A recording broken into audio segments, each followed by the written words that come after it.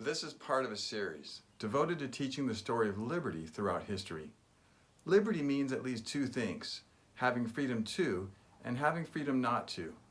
A goal of liberty is to provide maximum development of an individual's capacity to be human, to love, to think, to choose, to be charitable, to believe in God and follow a religion, or not to start and run a business, to have a family, or to choose not to. It is the freedom an individual has to live his life to its full potential. The story of liberty is as old as the human race, and for much of our world history, including today, the great majority of people have not lived in liberty. Only recently, within the last few hundred years, have some people enjoyed a great deal of this freedom. In modern times, the United States of America has been the leader of liberty. This is why France gave the Statue of Liberty to the United States in the 1800s. It is why immigrants have first come to the United States of America over other countries since its inception in 1776.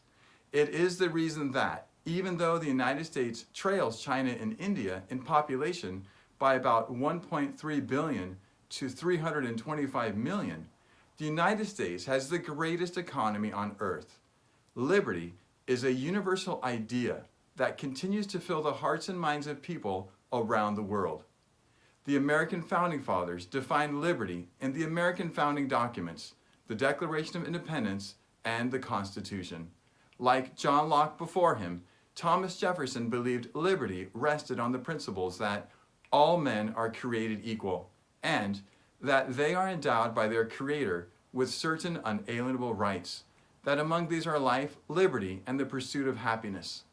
The founders believed that the rights of Americans rested on the idea that the Creator formed man with rights that no government had the authority to remove.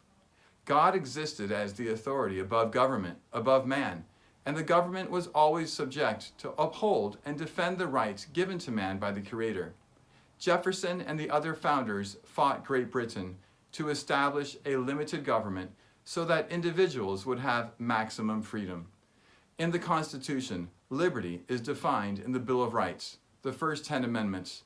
The First Amendment guarantees the right to free speech, freedom of the press, religious freedom, and the right to assemble. The founders were very concerned about freedom of political speech, meaning the right to campaign or financially support the candidate of one's choice without limitation. They wanted to make sure that government would never become so strong that it would limit Americans' ability to participate in politics. Regarding freedom of religion, the founders wanted to make sure the government would not enforce a state religion. However, at the same time, they wanted Americans to never be limited in their practice of religious worship.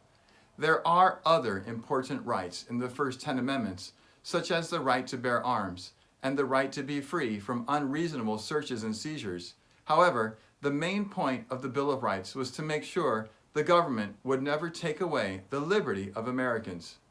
The story of liberty is the story of Western civilization. It begins with early man, develops over the centuries, and in many ways, it comes to fruition with the birth of the United States of America. In ancient times, most humans on earth believed in many gods. Leaders imposed unfair laws on their subjects, and life was short and miserable for those without power. Unfortunately, this remains the case in some places today. However, about 4,000 years ago, the Hebrews believed in one God, in justice, and in morality, regardless of the circumstance of one's birth. Then, around 2,500 years ago, the ancient Athenians created democracy, the idea that citizens had the right to vote for their leaders and laws and not be subject to a king. At about the same time, the Romans established a republic. Citizens had rights the government had to respect.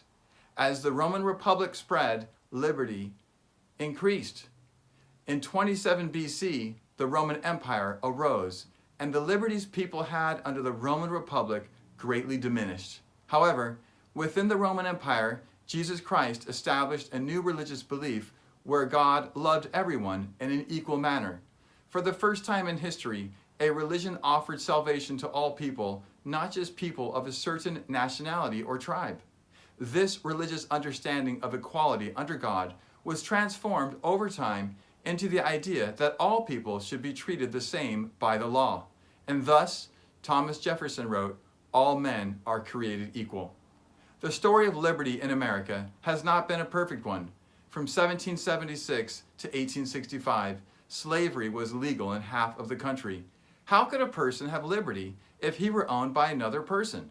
In addition, women were not allowed to vote and did not have the same property rights as men. From 1861 to 1865, Americans fought their greatest war, the Civil War, which resolved this paradox of liberty and slavery. Though it took 89 years, the rights Jefferson spoke about in the Declaration of Independence finally did spread to all men, black and white.